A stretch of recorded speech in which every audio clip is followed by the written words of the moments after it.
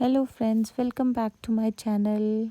आज सुबह हमारी 7 बजे के करीब हो गई थी, तो मैं उठ गई थी। ईदा भी सो रही थी। मैंने उठते ही अपना ब्रश वश किया, हाथ मुंह वगैरह धोए।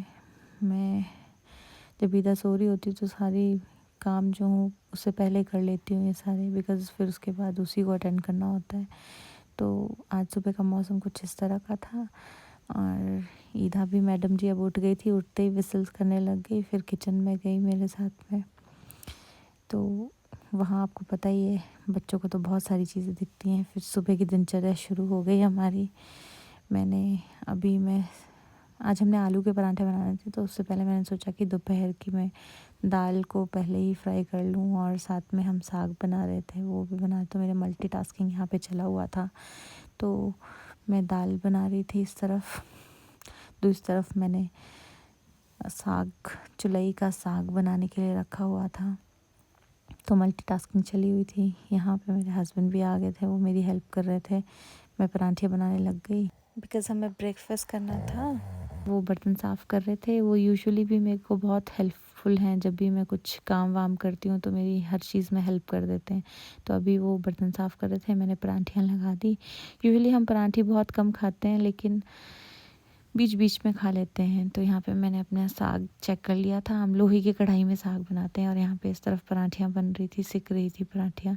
मैंने पराठी बना दी थी और ये मैंने सर्व करके दे दी। फिर ईदा और ईदा के पापा नहा लिए। फिर हमें कहीं जाना था, चक्की में आटा देना था, तो हस्बैंड ने वो आटे का कट्टा जो है वो रख दिया गाड़ी में। मैं भी आई, गाड़ी में बैठी। पहले मैंने गेट खोला, फिर हम लोग बैठ गए।